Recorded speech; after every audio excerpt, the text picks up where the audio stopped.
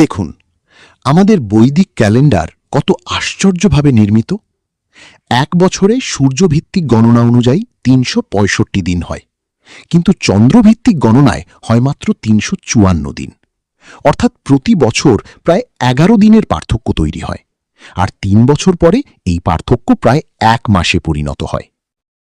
এই অতিরিক্ত ১ মাসকেই বলা হয় অধিক মাস।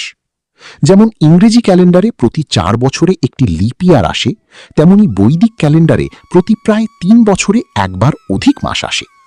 এই মাসে সাধারণত বিয়ে, গৃহপ্রবেশ বা অন্যান্য শুভ কাজ করা হয় না। তাই এই মাসের অধিষ্ঠাত্রী দেবী দুঃখিত হয়ে ভগবান শ্রীকৃষ্ণের কাছে প্রার্থনা করলেন। ভগবান করুণাবশত বললেন, আজ থেকে আমি আমার নিজ নাম পুরুষোত্তম তোমাকে দান করছি। সেই থেকে অধিক মাস পরিচিত হল পুরুষোত্তম মাস নামে। যে মাসকে অনেকে অবহেলা করত, ভগবান সেই মাসকেই ভক্তির জন্য বছরের সবচেয়ে শুভ মাসে পরিণত করলেন। এই মাসে ৪টি কাজ বিশেষভাবে করার পরামর্শ দেওয়া হয়।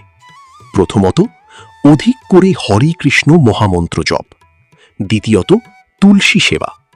তৃতীয়ত, দান, বিশেষ করে ভগবানের প্রচারের জন্য। চতুর্থত, একটি ব্যক্তিগত আধ্যাত্মিক সংকল্প গ্রহণ। ১ মাস শুধুমাত্র প্রসাদ গ্রহণ, পুরো ভগবদ্গীতা পাঠ অথবা প্রতিদিন ভাগবত ক্লাস শোনা। এবার একটাই কথা বলবো, এই বিরল পুরুষোত্তম মাসে আপনি কি সংকল্প নিচ্ছেন? কমেন্টে জানান। হরে কৃষ্ণ।